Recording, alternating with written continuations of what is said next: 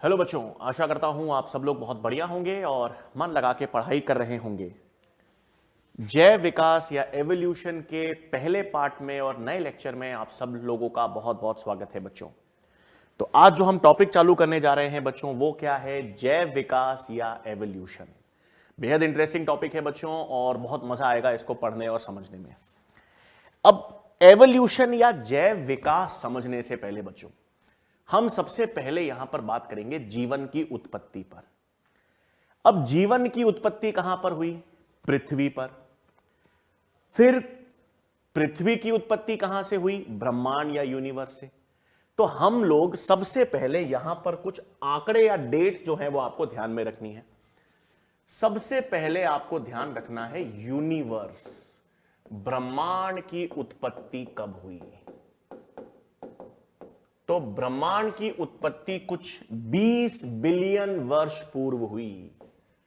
20 billion वर्ष पूर्व, है ना। 1 बिलियन आपको पता है ना, 10 की पावर 12 होता है। हां, तो लगभग बच्चों यूनिवर्स की उत्पत्ति कब हुई है? 20 बिलियन वर्ष पूर्व यूनिवर्स की उत्पत्ति हुई। यूनिवर्स की उत्पत्ति कैसे हुई? या आप लोग फिजिक्स में पढ़ते हो, एक बिग बैंग थ्योरी। ठीक है, बिग बैंग थ्योरी, एक बहुत बड़ा एक्सप्लोजन हुआ जिससे यूनिवर्स और प्लैनेट्स का निर्माण हुआ था। तो वो यूनिवर्स की उत्पत्ति 20 बिलियन वर्ष पूर्व हुई। किससे? बिग बैंग थ्योरी से। अब वो तो फिजिक्स है। हम बात करें हमारे पृथ्वी की उत्पत्ति, तो हमको याद रखना है पृथ्वी की उत्पत्ति कब हुई। पृथ्वी की उत्पत्ति या अर्थ की उत्पत्ति लगभग 4.5 बिलियन वर्ष पूर्व। ठीक है, ये आंकड़े एनसीईआरटी में दे रखे हैं इसलिए इंपॉर्टेंट है बच्चों। तो यूनिवर्स की यानी ब्रह्मांड की उत्पत्ति तो हम क्या कह रहे हैं, 20 मिलियन ईयर्स अगो हुई। लेकिन पृथ्वी की उत्पत्ति कब हुई? 4.5 बिलियन वर्ष पूर्व। और पृथ्वी पर जीवन की उत्पत्ति, है ना, पृथ्वी पर जीवन की उत्पत्ति लगभग 3.5 से 4 बिलियन वर्ष पूर्व।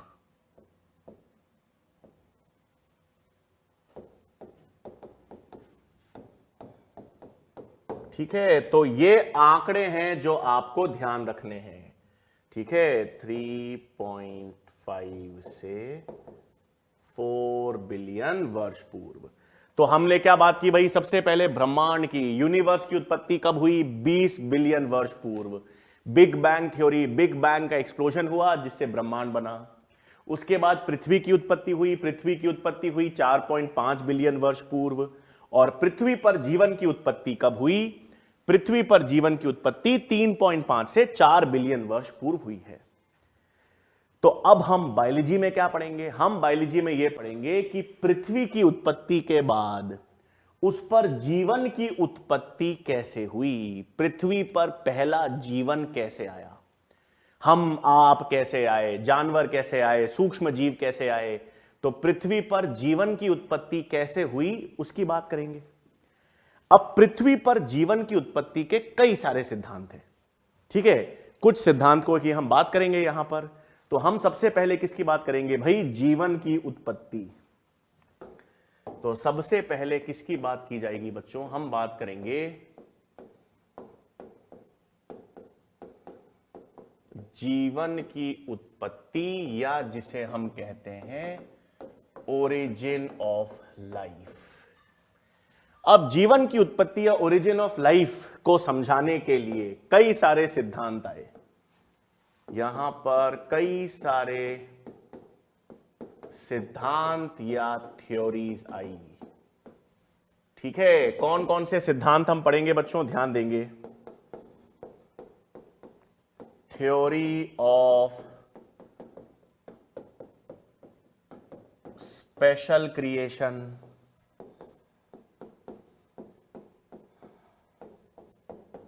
theory of एबायोजेनेसिस,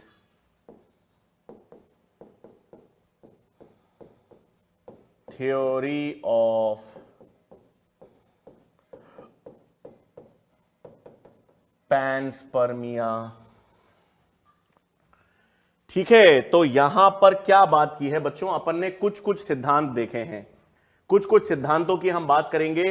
ये सिद्धांत किसमें दिए गए हैं, जीवन की उत्पत्ति के लिए, कि भाई पृथ्वी पर जीवन की उत्पत्ति कैसे हुई।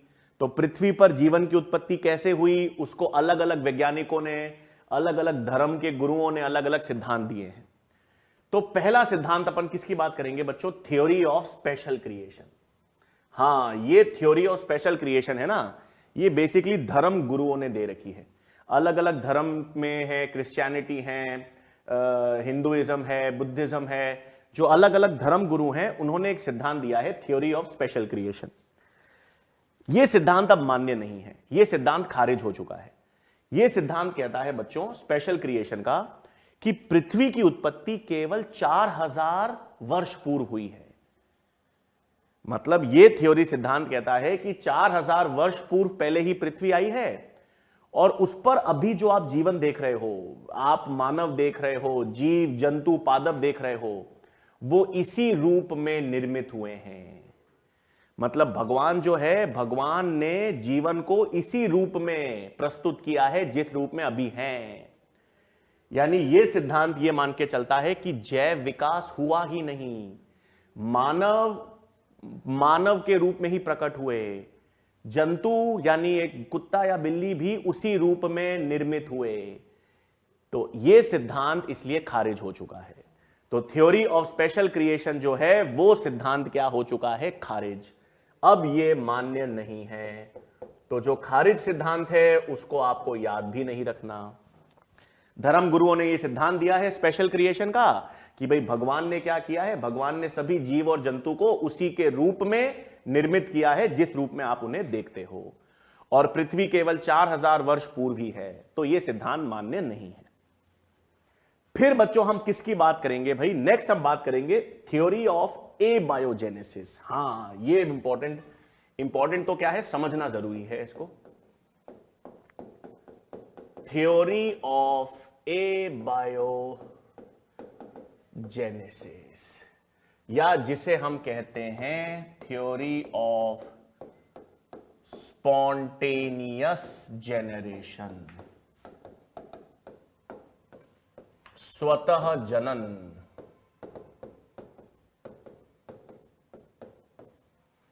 ठीक है, अब थ्योरी ऑफ एबायोजेनेसिस या स्वतः जनन या स्पॉन्टेनियस जनरेशन, अब यह भी पुरानी बात है।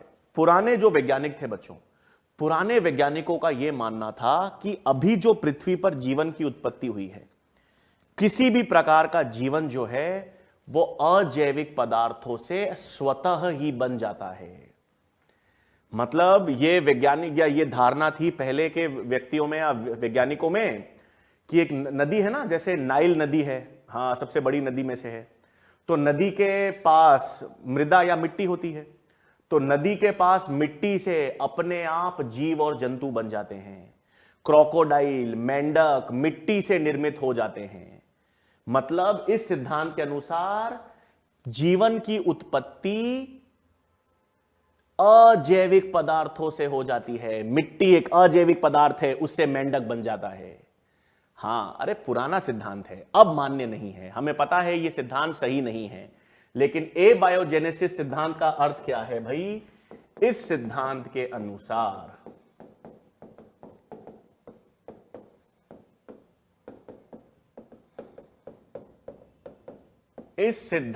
अनुसार जीवन की उत्पत्ति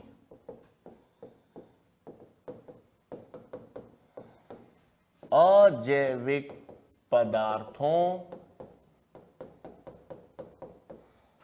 या यौगिकों से होती है। ठीक है, कोई भी जीवन है, जीवन की उत्पत्ति किससे हो जाती है, अजैविक यानी यौगिक, नॉन लिविंग कंपाउंड से, जिसे क्या कहते हैं, नॉन लिविंग मैटर से। मतलब कोई भी एक कोशिका है वो अजैविक यौगिक से बन जाएगी, कोई भी एक जंतु है वो अजैविक यौगिक से बन जाएगा, ये सिद्धांत कहता है। लेकिन हमें पता है ये गलत है, ऐसा नहीं होता।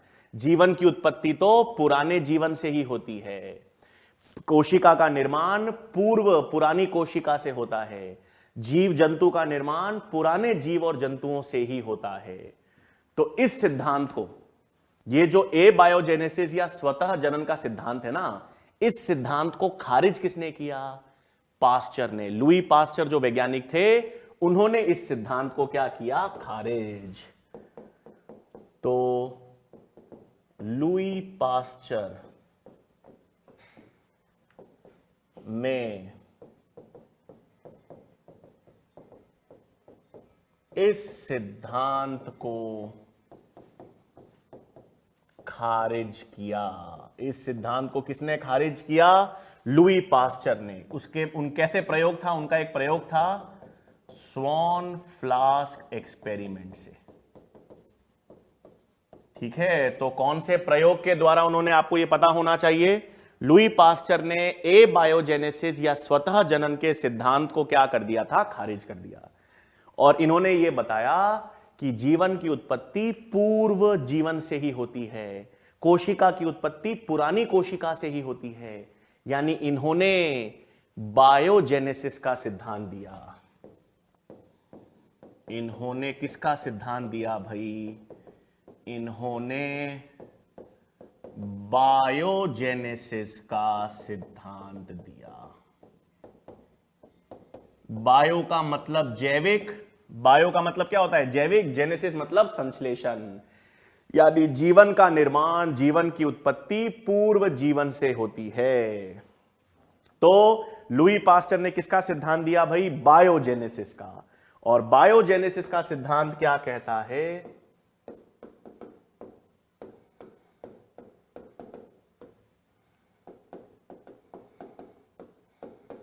बायोजेनेसिस का सिद्धांत कहता है कि जीवन की उत्पत्ति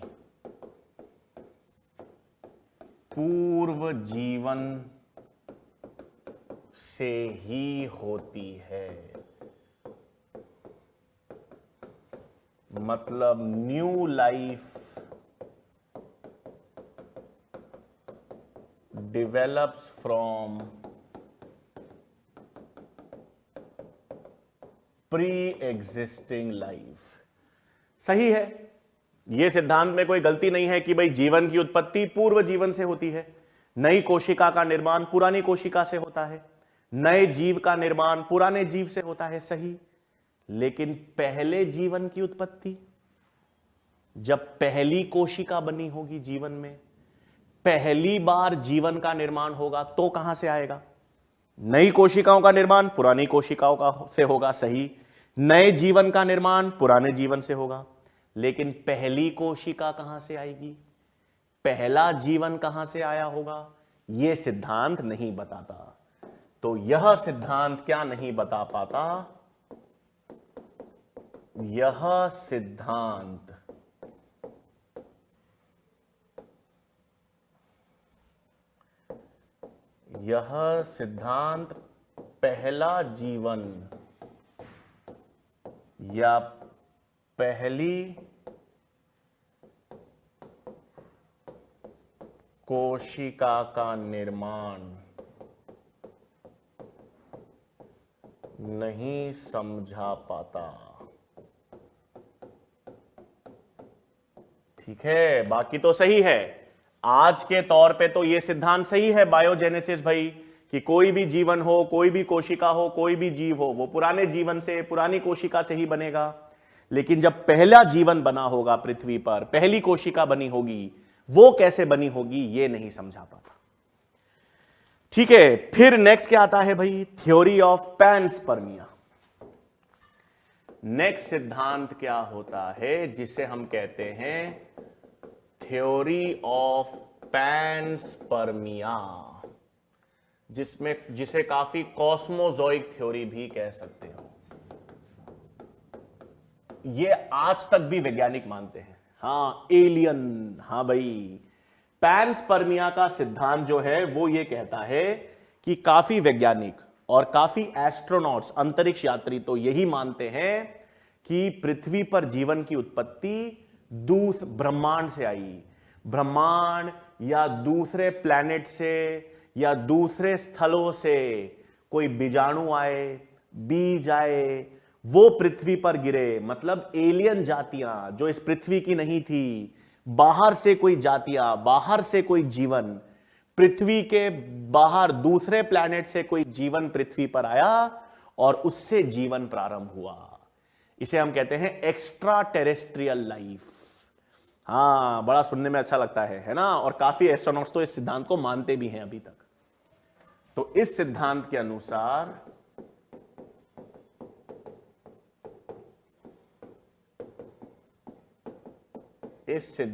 अनुसार पृथ्वी पर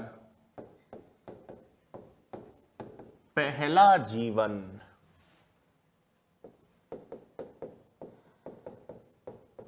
एक्स्ट्रा टेरेस्ट्रियल यानी पृथ्वी के बाहर से आया। ठीक है, पृथ्वी के बाहर यानी एक्स्ट्रा टेरेस्ट्रियल यानी एलियन से आया। बिल्कुल, यह किसका मानना है? पैनस्पर्मिया सिद्धांत या कॉस्मोजोइक। तो देखो भाई, पृथ्वी पर जीवन की उत्पत्ति कहां कहां से हुई, कैसे कैसे हुई, उसके अलग अलग सिद्धांत हैं। हमने स्पेशल क्रिएशन की बात की, जो धर्मगुरु मानते हैं कि भगवान ने 4000 पहले ही पृथ्वी बनाई और उस पर फिर सारे जीव जंतु को बना दिया, ये खारिज हो गया। फिर अपन ने देखा कुछ वैज्ञानिक पहले मानते थे कि एबायोजेनेसिस होता है, मतलब जीवन की उत्पत्ति तो अजैविक यौगिकों से, नॉन लिविंग मैटर से बनती है। इसको किसने खारिज किया? लुई पास्चर ने। उन्होंने बताया जीवन की उत्पत्ति तो पुराने जीवन से होती है, बायोजेनेसिस, जो सही है, लेकिन वो भी पृथ्वी पर पहला जीवन नहीं बता पा रहा, समझा पा रहा। और फिर अपन ने देखा कि एलियन, बाहर से, पृथ्वी के बाहर से जीवन आया था, जिसे हम कहते हैं पैनस्पर्मिया। लेकिन ये सारे सिद्धांत जो हैं वो बायोलॉजिस्ट या वैज्ञानिक नहीं मानते। इसका मतलब हम किस सिद्धांत को सबसे अधिक मान्यता देते हैं, किस सिद्धांत के बारे में हमें विश्वास है कि यह सिद्धांत है जो जीवन, पृथ्वी पर जीवन की संभावना को दर्शाता है।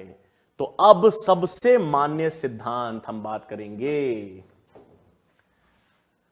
तो जीवन की उत्पत्ति हेतु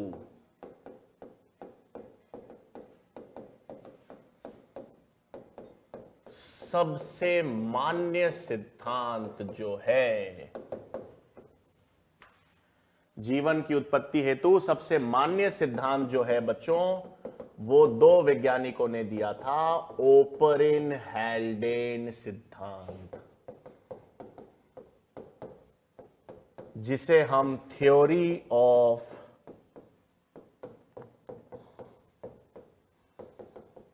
केमिकल एवोल्यूशन भी कहते हैं, रासायनिक जैव विकास का सिद्धांत।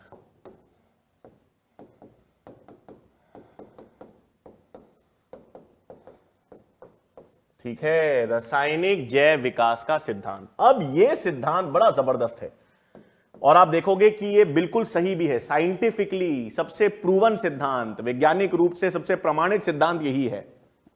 यह कहता है कि जब पहला जीवन आया बच्चों, पृथ्वी पर जब पहला जीवन आया, पहली कोशिका, पहला जीव बना, तो वो अजैविक पदार्थ से ही बनेगा। पहला जीवन, पहली कोशिका तो अजैविक पदार्थ से बनेगी, यानी पहली बार तो क्या होगा? एबायोजेनेसिस। समझ रहे हो ना? एबायोजेनेसिस, स्वतः जनन, पहली सजीव कोशिका, पहला जीवन जो आएगा वो तो अजैविक पदार्थ से ही आएगा। लेकिन उसके बाद जो जीवन बनेगा वो बायोजेनेसिस, वो फिर पुरानी कोशिका से नई कोशिका, पुराने जीव से नया जीव बनेगा। तो पहली बार एबायोजेनेसिस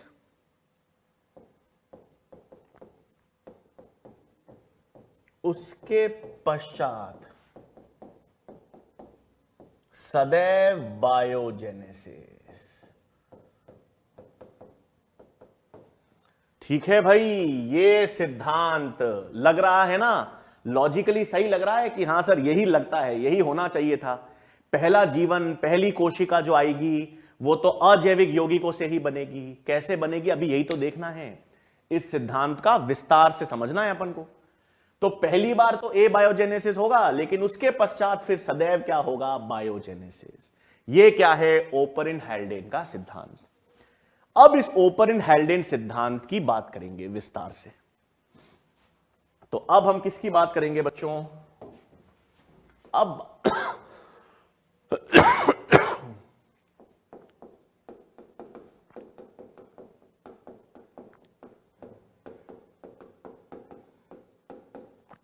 अब हम किसकी बात करेंगे, ओपरिन हैल्डेन सिद्धांत की। अब थोड़ा सा स्टोरी है बच्चों, कहानी है, कहानी सुनेंगे अपन, आपने सुनी भी होगी। देखो बच्चों, जब बिग बैंग थ्योरी, जब यूनिवर्स का निर्माण हुआ, या पृथ्वी का, जब अर्थ का या हमारी पृथ्वी का निर्माण हुआ ना, तो जब पृथ्वी का निर्माण हुआ था तो आपके पास, हमारे पास कुछ इस तरह से, हां, कुछ बड़ी सी अजीबोगरीब चट्टान रूपी पृथ्वी का निर्माण हुआ था। जब पहली बार पृथ्वी का निर्माण हुआ था, जब ब्रह्मांड का निर्माण हुआ, पत्थर जो थे, पत्थर अलग अलग हुए स्पेस में और पृथ्वी का निर्माण हुआ, तो पृथ्वी का जो आकार था वो थोड़ा अजीबोगरीब हुआ। और ये पृथ्वी कैसी थी बच्चों, आपने वो देखा है वोल्केनो, हां, वोल्केनो से जब लावा निकलता है, तो वोल्केनो से जब लावा निकलता है तो वो कितना गर्म होता है, उसका तापमान क्या होता है बच्चों, 1100 या 1200 डिग्री सेंटीग्रेड होता है लगभग। वो गर्म जलता हुआ लावा जब पत्थरों पे गिरता है तो उस तरह की पृथ्वी थी। जब पृथ्वी की उत्पत्ति हुई ना 4.5 बिलियन वर्ष पूर्व, तो एक लावा से, लावा, गर्म लावा जब पत्थरों पे गिरता है, तो अब तो छोटा सा पत्थर है जिसपे लावा गिर रहा है, अब इमेजिन करो पूरी पृथ्वी ही वैसी थी। पूरी पृथ्वी का जब निर्माण हुआ ना, ओपरिन हैल्डेन सिद्धांत ने यही तो बताया, जब पहली बार पृथ्वी का निर्माण हुआ तो वो उबलते हुए लावे जितना गर्म था। मतलब जो प्रिमिटिव, जिसे अपन कहते हैं प्रिमिटिव अर्थ, जो हमारी पृथ्वी थी, उसका तापमान कितना था, उसका तापमान 1100 से 1200 डिग्री सेंटीग्रेड था। यह पहली चीज पता होनी चाहिए। तो जब पृथ्वी की उत्पत्ति हुई, जब पृथ्वी पहली बार बनी, तो उसका तापमान 1100 से 1200 डिग्री सेंटीग्रेड था। ठीक है, ऊर्जा का स्रोत क्या था भाई उस समय, बिजलियां चमकती थी, बिल्कुल। ऊर्जा स्रोत क्या था, बिजली, लाइटनिंग होती थी, बिजलियां चमकती थी। ओजोन परत थी नहीं, ओजोन परत नहीं थी तो पराबैंगनी विकिरण मौजूद थे, अधिक मात्रा में पराबैंगनी विकिरण मौजूद थे। तो पराबैंगनी विकिरण और लाइटनिंग, बिजलियां चमक रही थी, यह ऊर्जा का स्रोत था पृथ्वी पर। अब पृथ्वी का जो वायुमंडल था, हां, जब पृथ्वी का निर्माण हुआ तो जो वायुमंडल था उसमें गैसें थी, उसमें गैसें थी मीथेन, अमोनिया, भर भर के हाइड्रोजन और जल वाष्प, वाटर वेपर। मतलब वायुमंडल में कौन कौन सी, अब यही पे सवाल आता है बच्चों, सबसे इंपॉर्टेंट यही तो सवाल पूछते हैं। जब पृथ्वी की उत्पत्ति हुई थी तो पृथ्वी की उत्पत्ति होने पर कौन कौन सी गैसें मुख्य रूप से उपस्थित थी, मीथेन, अमोनिया, हाइड्रोजन, जल वाष्प, थोड़ी बहुत कार्बन डाइऑक्साइड भी थी, थोड़ी थी, लेकिन प्रमुख रूप से मीथेन, अमोनिया, हाइड्रोजन। इसका मतलब कौन सी गैस नहीं थी, ऑक्सीजन। ऑक्सीजन गैस अनुपस्थित थी। यही तो सवाल पूछते हैं कितनी बार, कि जब पृथ्वी की उत्पत्ति हुई थी बच्चों, जब पहली बार पृथ्वी का निर्माण हुआ था तो कौन सी गैस नहीं थी? ऑक्सीजन। और क्योंकि ऑक्सीजन गैस नहीं थी तो वायुमंडल जो था पृथ्वी का वो रिड्यूसिंग था। ऑक्सीजन नहीं था तो वातावरण, वायुमंडल कैसा था? रिड्यूसिंग या अपचयी। रिड्यूसिंग, अपचयी वायुमंडल था। और रिड्यूसिंग या अपचयी वायुमंडल का मतलब है जिसमें क्या नहीं थी? ऑक्सीजन। मतलब वर्तमान में अभी जो हमारा वायुमंडल है पृथ्वी का, उसमें ऑक्सीजन गैस है, 21% ऑक्सीजन है, इसलिए अभी तो हमारा वायुमंडल कैसा है? ऑक्सीडाइजिंग। लेकिन जब पहली बार पृथ्वी का निर्माण हुआ था तब ऑक्सीजन गैस नहीं थी। तो ओपरेन हेल्डेन सिद्धांत में अपन ने पुराना जो पहली पृथ्वी का निर्माण हुआ उसकी बात की। तापमान कितना? 1100 से 1200 डिग्री सेंटीग्रेड। ऊर्जा स्रोत क्या है? लाइटनिंग और यूवी विकिरण। वायुमंडल क्या है? वायुमंडल में कौन कौन सी गैस है हमने देख लिया, कौन सी गैस नहीं है वो भी मैंने बता दिया। अब क्या होगा? पृथ्वी का निर्माण तो हो गया, अब धीरे धीरे पृथ्वी की सतह क्या होगी? ठंडी। एक बार तो पृथ्वी बन गई गर्म, 1100-1200 डिग्री सेंटीग्रेड वाला चट्टान रूपी पृथ्वी का निर्माण हो गया। अब उस पर क्या होगा?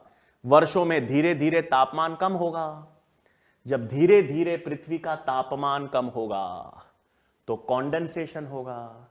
जब पृथ्वी का तापमान धीरे धीरे कम होने लगा तो बादल, हां, क्लाउड्स का निर्माण हुआ। ठीक है, धीरे धीरे पृथ्वी का तापमान कम होने लगा। पृथ्वी का तापमान जैसे जैसे कम होने लगा तो बादल का निर्माण हुआ। अब बादल का निर्माण होगा तो वर्षा होगी। लेकिन प्रॉब्लम यह थी कि बादल के निर्माण से जो वर्षा होती थी, जल, वो तो तापमान इतना, भाई चलो तापमान कम होकर कितना हो गया? 800 डिग्री, 600 डिग्री, 500 डिग्री। पर 500 डिग्री सेंटीग्रेड, 600 डिग्री सेंटीग्रेड, इस तापमान पे भी जल तो वाष्प के रूप में होगा। तो बादल बन तो जाते थे, लेकिन बादल जब वर्षा करते जल, तो वो जल तो सतह पर आने से पहले ही वाष्प के रूप में, वेपर के रूप में उड़ जाता।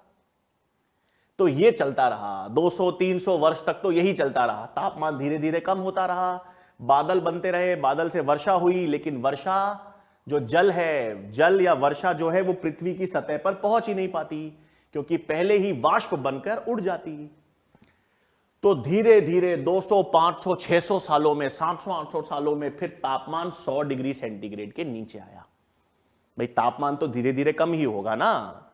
तो तापमान जैसे जैसे कम हुआ, जैसे जैसे 100 डिग्री सेंटीग्रेड के नीचे आया, मतलब अब क्या हुआ? जैसे जैसे तापमान में गिरावट हुई,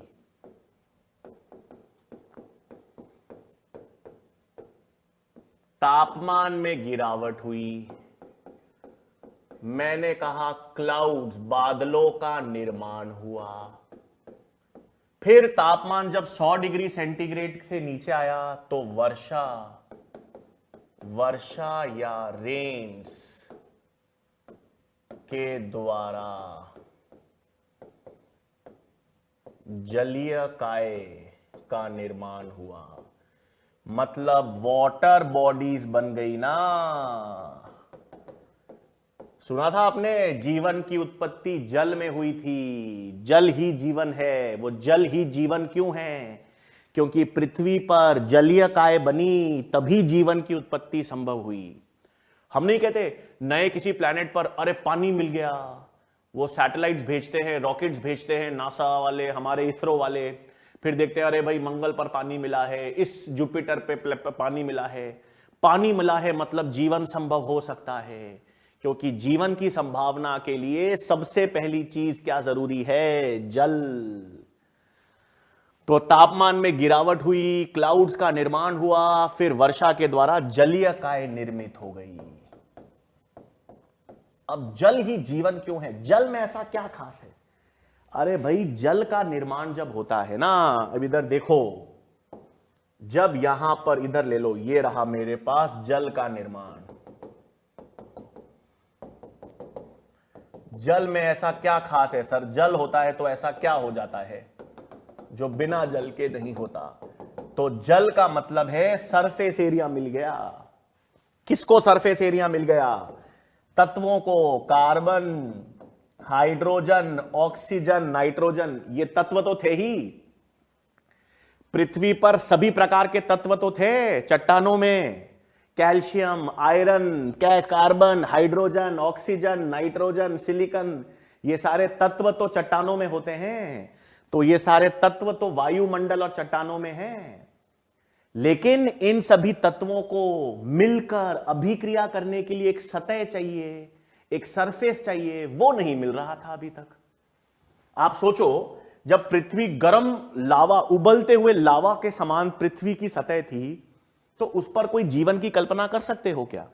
इस तापमान पर, जहां पर ऑक्सीजन है नहीं, जहां पर कोई जल, वाटर बॉडी है ही नहीं, उस पर क्या जीवन की कल्पना होगी? जीवन की कल्पना तो तब होगी जब पहली बार जल का निर्माण होगा। सबसे पहले जलीय काय बनी। तो जलीय काय इतनी महत्वपूर्ण क्यों है? क्योंकि जल के बनने पर, जल आ जाने पर कार्बन, हाइड्रोजन, ऑक्सीजन, नाइट्रोजन, ये सब जो तत्व थे, ये आपस में परस्पर अभिक्रिया करके ये कार्बन यौगिकों का निर्माण करने लगे। मतलब वो जलीय काय हुई ना, तो अब क्या हुआ? जलीय काय में, वाटर बॉडीज में कार्बन, हाइड्रोजन, ऑक्सीजन, नाइट्रोजन इत्यादि तत्व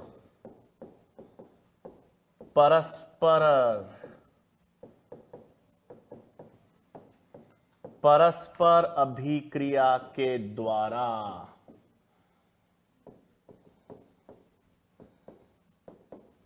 सरल कार्बनिक पदार्थों का निर्माण करा।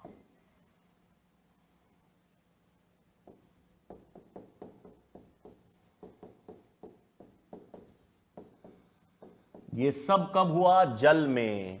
तो जल में क्या हुआ? इधर इन जलीय काय में क्या हो गया? ये जलीय काय थे, इन जलीय काय में कार्बन, हाइड्रोजन, ऑक्सीजन, नाइट्रोजन इत्यादि तत्व परस्पर अभिक्रिया के द्वारा क्या निर्माण किया? सरल कार्बनिक पदार्थ। क्या निर्मित की? सरल शर्करा, सरल अमीनो अम्ल, न्यूक्लियोटाइड्स बनाने लगे ना। तो कार्बन, हाइड्रोजन और ऑक्सीजन, नाइट्रोजन, इनको जल मिल गया। जल में ये सतह मिल गई अभिक्रिया करने की।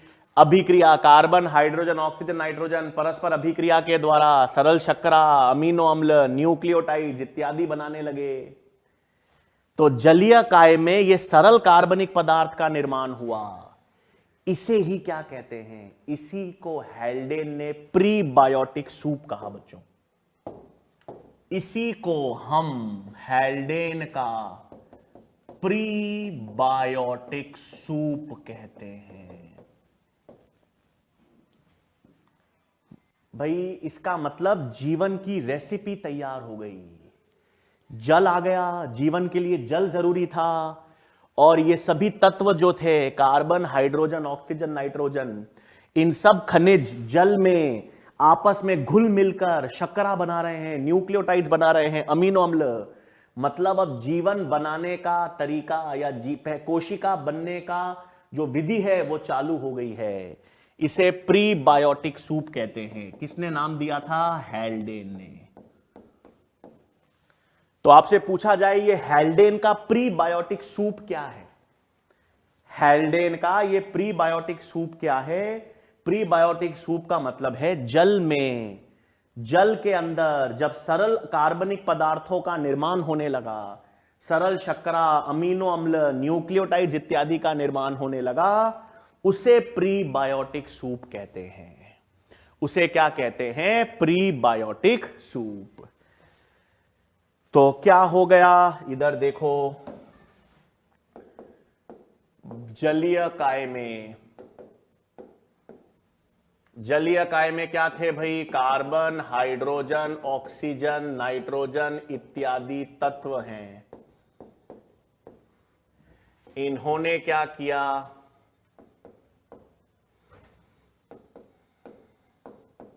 इन्होंने जलीय काय में परस्पर अभिक्रिया के द्वारा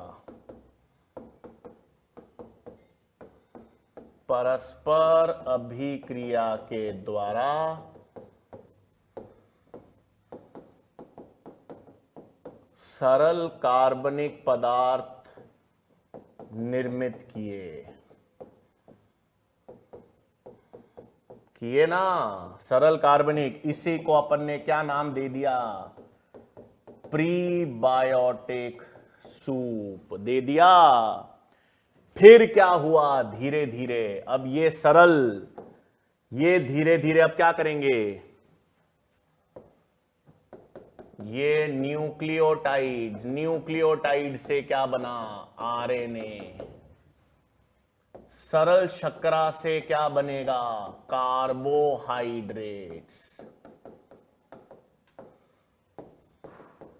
अमीनो अम्ल आपस में अभिक्रिया के द्वारा क्या बनाएंगे? प्रोटीन्स।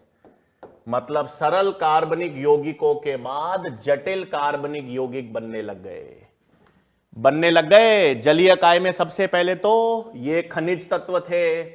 ये खनिज तत्व ने परस्पर अभिक्रिया करके सरल कार्बनिक पदार्थ बनाना चालू करा, प्रीबायोटिक सूप। फिर क्या हुआ? फिर न्यूक्लियोटाइड्स ने जटिल कार्बनिक पदार्थ आरएनए बनाना चालू करा, शर्करा से कार्बोहाइड्रेट्स, अमीनो अम्ल से प्रोटीन्स। तो लग रहा है ना जीवन संभव हो सकता है। कैसे? अब सर पहली कोशिका कैसे बनेगी? ये तो ठीक है सर, खनिज जल बन गया, जल का निर्माण हो गया, जलीय काय आ गई, कार्बन, हाइड्रोजन, ऑक्सीजन, नाइट्रोजन, इन तत्वों ने मिलकर कार्बनिक पदार्थ बना दिए। इतना तो समझ आ गया सर। लेकिन ये कार्बनिक पदार्थों से, इन कार्बनिक पदार्थों से सर जीवन, पहली सजीव कोशिका कैसे बनेगी? तो अब आप सोचो बच्चों, कोशिका है क्या? कोई भी एक सजीव कोशिका क्या है? एक कोशिका है जिसमें एक प्लाज्मा झिल्ली है और प्लाज्मा झिल्ली के अंदर कोशिका द्रव्य है। तो कोशिका की जो प्लाज्मा झिल्ली है वो किससे बनी है? वसा और प्रोटीन से। किससे बनी है? वसा और प्रोटीन से। वसा और प्रोटीन से। अंदर कोशिका द्रव्य है, जैव अणु तो है, जैव अणु। ये आरएनए, कार्बोहाइड्रेट्स, प्रोटीन्स, वसा सब जैव अणु हैं। ये जैव अणु मिलकर ही, आपस में संघनित होके ही आज वसा और प्रोटीन्स मिलकर, मिश्रित होकर प्लाज्मा झिल्ली बना देंगे। अंदर कोशिका द्रव्य बन जाएगा। ये प्रोटीन्स, कार्बोहाइड्रेट संचित होने लग जाएंगे। सिर्फ आनुवांशिक पदार्थ ही तो चाहिए। और आनुवांशिक पदार्थ में पहला आनुवांशिक पदार्थ मैंने बता रखा है आरएनए होता था। अपन ने आणविक जैविकी में भी पढ़ा था कि पहला आनुवांशिक पदार्थ डीएनए नहीं था बच्चों, पहला आनुवांशिक पदार्थ आरएनए था। क्यों? क्योंकि आरएनए अपना निर्माण, आरएनए अपना उत्प्रेरण खुद कर सकता है। उस समय कोई जटिल एंजाइम्स थी क्या? जीवन की उत्पत्ति हो रही है तो यहां पर कोई जटिल एंजाइम्स हैं? नहीं है। डीएनए प्रतिकृतिकरण हमने समझा था, तो उसके प्रतिकृतिकरण या कॉपी बनाने में तो टोपोआइसोमरेजेस, हेलिकेजेस, इतनी जटिल एंजाइम्स चाहिए थी। पहली बार जब जीवन बना तो इतनी जटिल एंजाइम्स थोड़ी थी। हमको तो एक ऐसा आनुवांशिक पदार्थ चाहिए जो अपना निर्माण आसानी से, सरलता से कर दे। इसलिए जीवन की उत्पत्ति में पहला आनुवांशिक पदार्थ आरएनए था। और इन सब जैव अणु ने मिश्रित होकर एक सजीव कोशिका बना दी।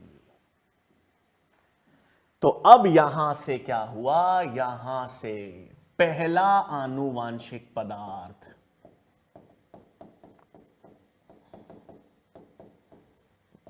पहला आनुवांशिक पदार्थ क्या था?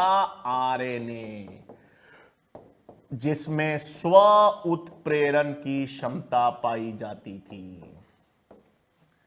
ठीक है, पहला आनुवांशिक पदार्थ आरएनए था। प्रोटीन और वसा ने मिलकर क्या बना दी? प्लाज्मा झिल्ली।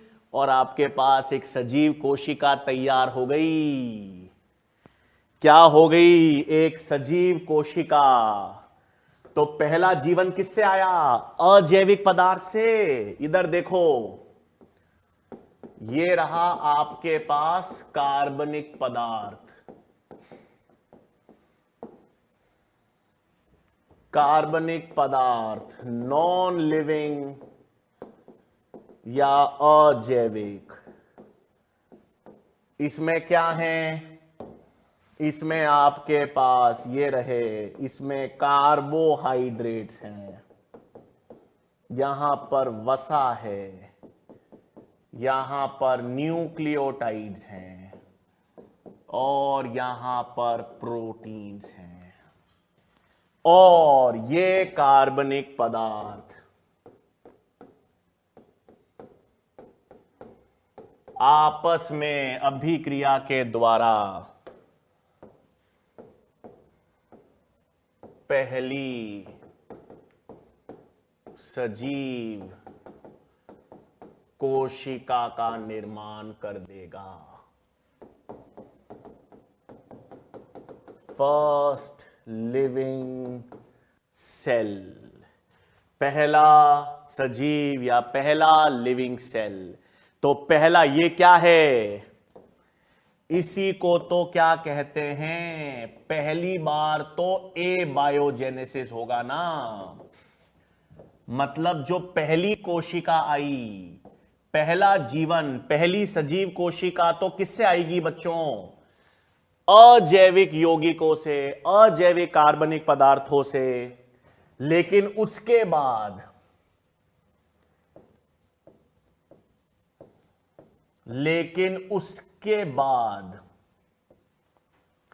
उसके बाद क्या होगा, बायोजेनेसिस। उसके बाद पहली कोशिका आने के बाद नई कोशिकाएं तो पुरानी कोशिकाओं से ही बनेगी। तो ये ही तो किसने बताया, ओपरेन हेल्डेन। अब इसमें एक चीज है सर आप ये कह रहे हो ऐसा संभव है क्या सर, ऐसा हुआ होगा क्या, ऐसा संभव है क्या, आज भी ऐसा कर सकते हैं क्या, पहले ऐसा हुआ था सर तो आज क्यों नहीं हो सकता, आज हम सरल कार्बनिक पदार्थों को यूज करके कोशिका क्यों नहीं बना सकते। अब ऑक्सीजन आ गया वातावरण में, अब वातावरण ऑक्सीडाइजिंग हो गया, पहले रिड्यूसिंग था इसलिए आपस में अभिक्रिया हो सकती थी। अब एक और चीज है, एक और चीज समझो बच्चों, इंपॉर्टेंट एक और चीज क्या है इसमें कि ये जो कार्बनिक पदार्थ से पहली सजीव कोशिका अपन ने बनाई, ये संभावना कैसे पता चलती है, सुनो। ये संभावना तभी पॉसिबल है जब हम प्रोटोबायोन्स की बात करें।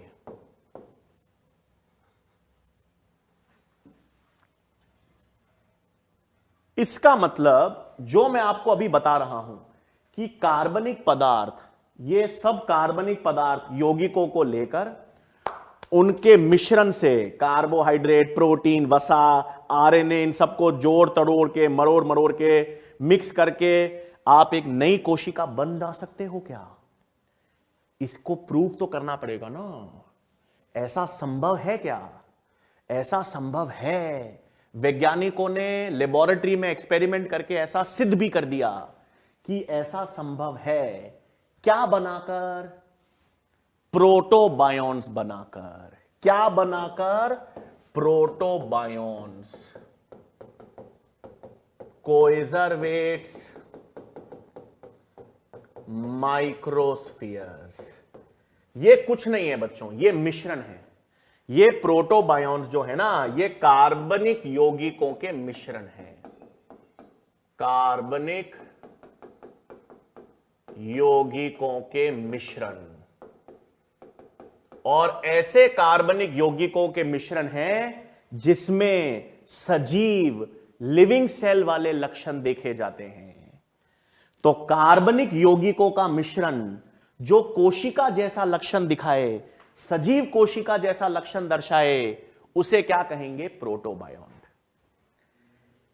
यह कार्बनिक पदार्थ है, यहां पर पहला जीवन है। यह कार्बनिक पदार्थ, कार्बोहाइड्रेट, वसा, प्रोटीन, न्यूक्लिक अम्ल, यहां पर पहली सजीव कोशिका। तो पहला प्रश्न, क्या यह कार्बनिक यौगिक, ये सभी कार्बनिक यौगिक मिलकर एक सजीव कोशिका बना सकते हैं जिसमें प्लाज्मा झिल्ली हो, आनुवांशिक पदार्थ हो, कोशिका द्रव्य हो, कोशिकांग हो? ऐसा हो सकता है? हां, ऐसा हो सकता है जब आप कार्बनिक यौगिकों का मिश्रण करोगे। कार्बनिक यौगिकों के मिश्रण से क्या बनाओगे? कार्बनिक यौगिकों के मिश्रण से प्रोटोबायोन्स बना के देखेगा लेबोरेटरी में।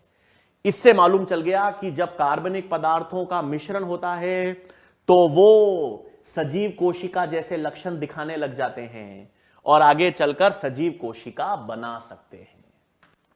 इसका मतलब अजैविक कार्बनिक यौगिकों और पहली सजीव कोशिका के मध्य की कड़ी क्या हो गई बच्चों? कड़ी क्या हो गई? लिंक प्रोटोबायोन्स। क्या कड़ी हो गई? प्रोटोबायोन्स। तो दो तरह के प्रोटोबायोन्स हैं बच्चों। ये जो प्रोटोबायोन्स हैं ये दो प्रकार के होंगे। एक मैंने बताया आपको अभी कोएजरवेट्स, और दूसरा मैंने आपको बताया माइक्रोस्फीयर्स।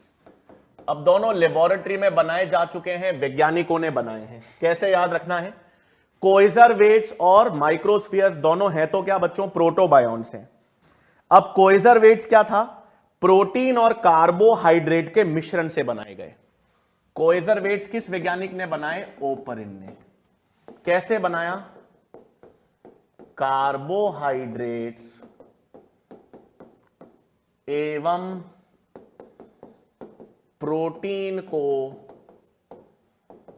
जल में मिक्स कर निर्मित किया। तो इन्होंने वही कार्बोहाइड्रेट्स और प्रोटीन को जल में मिश्रित किया, और कार्बोहाइड्रेट्स और जल और प्रोटीन्स को मिश्रित करके क्या हो गया? कोएजरवेट्स बना दिए। इनमें उपापचय देखा जाता है। इनमें सजीव लक्षण कौन सा देखा गया? उपापचय देखा गया। तो कार्बनिक यौगिक मिश्रित होकर उपापचय दर्शा सकते हैं, मतलब आगे सजीव कोशिका भी बना सकते हैं। ठीक है। फिर माइक्रोस्फीयर्स, ये फॉक्स नामक वैज्ञानिक, यहां पर फॉक्स लोमड़ी नहीं है बच्चों, याद रखना। यहां पर फॉक्स वैज्ञानिक का नाम है जिसने क्या विकसित की? माइक्रोस्फीयर्स। उन्होंने क्या किया? अमीनो अम्ल के मिश्रण को, अमीनो अम्ल के मिश्रण को गर्म करने के पश्चात ठंडा किया और वसा से जोड़ दिया। क्या बनाया इन्होंने? अमीनो अम्ल। इन्होंने क्या किया बच्चों? अमीनो अम्ल का मिश्रण किया। अमीनो अम्ल के मिश्रण को गर्म करके उसे ठंडा किया और उसके साथ लिपिड्स के साथ जोड़ दिया, है ना? और लिपिड्स के साथ जोड़ दिया यानी लाइपोसोम बना दिया। प्लाज्मा झिल्ली बन गई। प्रोटीन और वसा से ही तो बनी होती है, तो प्लाज्मा झिल्ली जैसा रूप आ गया।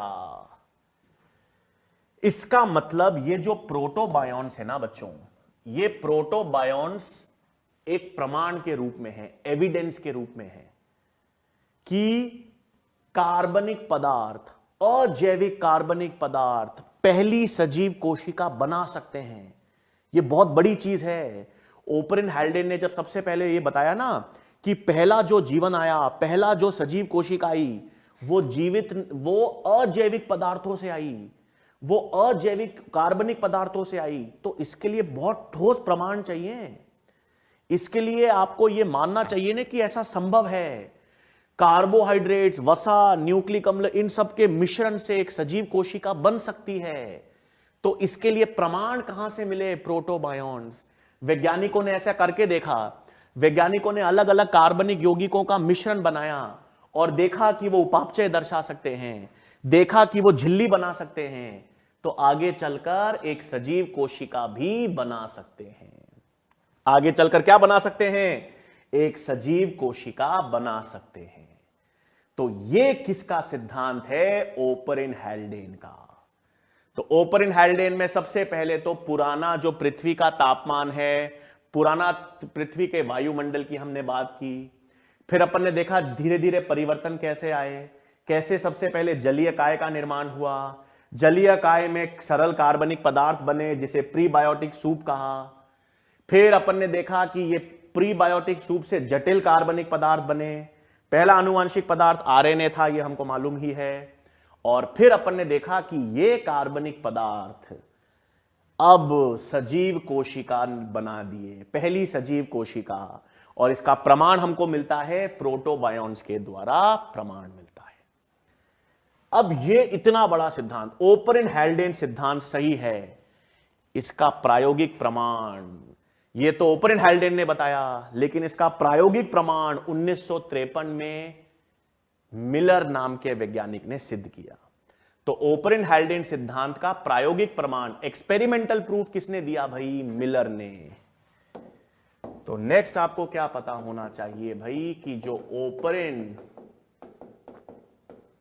हैल्डेन सिद्धांत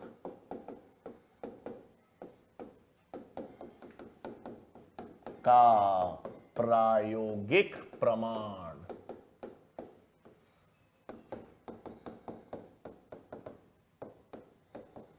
यानी एक्सपेरिमेंटल प्रूफ, प्रायोगिक प्रमाण किसने दिया भाई? स्टैनले मिलर ने दिया। प्रायोगिक प्रमाण स्टैनले मिलर ने 1953 में। ठीक है, उसका एक्सपेरिमेंट आपको मालूम होगा। स्टैनले मिलर का जो एक्सपेरिमेंट है, स्टैनले मिलर यूरे नामक वैज्ञानिक के शिष्य थे बच्चों। तो उनके गुरु के लेबोरेटरी में ही उन्होंने अपना एक्सपेरिमेंट किया था। हाँ, स्टैनले मिलर के जो गुरु थे यूरे, उन्हीं के लेबोरेटरी में इन्होंने एक्सपेरिमेंट किया भाई, और ओपरिन हैल्डेन सिद्धांत को प्रमाणित किया। अब देखो था क्या उसमें। हाँ, एनसीईआरटी में डायग्राम दे ही रखा है।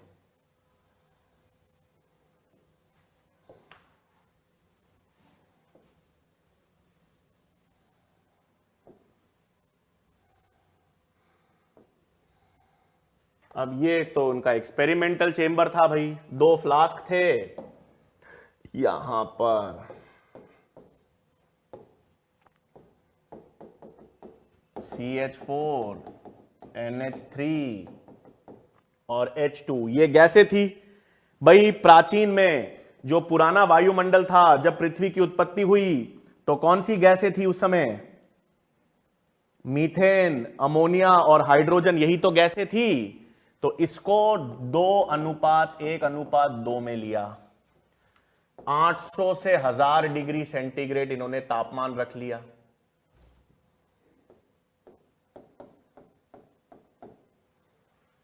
और इलेक्ट्रिक स्पार्क से ऊर्जा प्रदान की।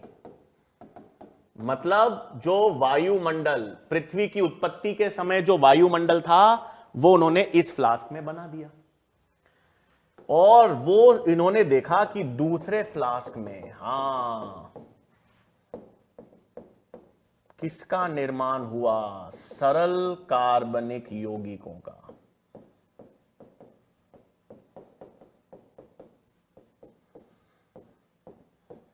यहां पर एक कंडेंसर होता है,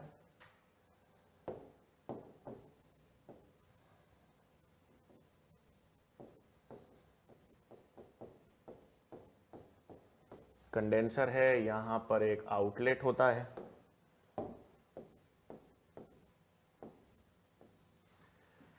कहने का मतलब है बच्चों, स्टैनले मिलर एक्सपेरिमेंट तो था, उन्होंने एक फ्लास्क में वो सारी कंडीशंस अपनाई, वो सारी कंडीशंस का निर्माण किया जिसमें जो पुराने पृथ्वी पर थी, पुरानी पृथ्वी पर जो जो कंडीशंस थी, क्या क्या कंडीशंस थी? ये गैसें थी, ये तापमान था, ये लाइटनिंग, बिजली चमकती थी ऊर्जा के रूप में। वो सारी अवस्थाएं इन्होंने इस बीकर में रख दी। फिर धीरे धीरे तापमान, जल को ये क्या करने लगे? जल को ठंडा करने लगे। और इन्होंने देखा कि जल के अंदर, ठंडे जल के अंदर किसका निर्माण होने लग गया? सरल कार्बनिक पदार्थ। मतलब ओपरिन हैल्डेन जो कह रहे थे कि जल का निर्माण हुआ, जल के अंदर सरल कार्बनिक पदार्थ निर्मित हुए, वो सही था। तो प्रमाणित किसने किया? ये एक प्रमाण किसने दिया भाई? मिलर ने प्रमाणित दिया। ठीक है। एलेनीन सरल कार्बनिक पदार्थ उन्होंने क्या बना के देखे? उन्होंने देखा एलेनीन, एस्पार्टेट और ग्लूटामेट सरल कार्बनिक पदार्थ बनते हैं। मतलब जो ओपरिन हैल्डेन कह रहे थे वो सही है। आपने प्राचीन पृथ्वी का जो वायुमंडल है वो इस बीकर में बनाया और यह देखा कि दूसरे बीकर में सरल कार्बनिक पदार्थ निर्मित हो गए। इसका मतलब जो वो केमिकल एवोल्यूशन की बात ओपरिन हैल्डेन कर रहे थे वो सही है। ठीक है। तो ये कौन सा प्रयोग हो गया भाई? स्टैनले मिलर का। और इस स्टैनले मिलर ने क्या प्रमाणित किया?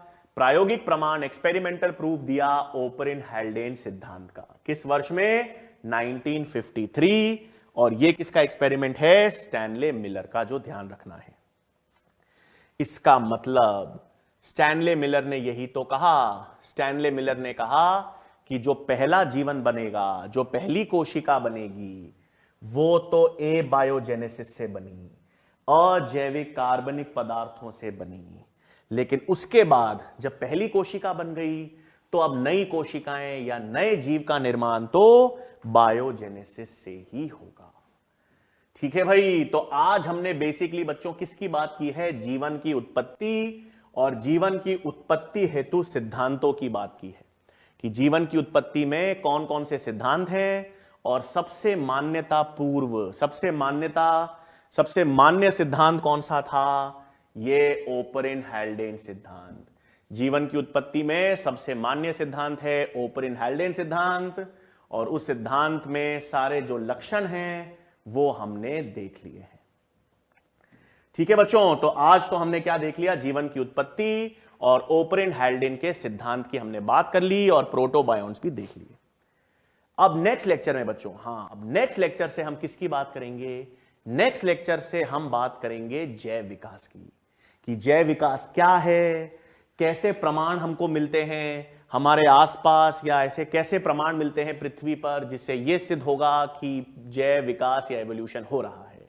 एवोल्यूशन के कई सारे सिद्धांत हैं, उनकी भी हम बात करेंगे अब नेक्स्ट लेक्चर में। ठीक है बच्चों, इसी तरह से मन लगा के पढ़ते रहिए। नेक्स्ट लेक्चर में मुलाकात होगी। धन्यवाद।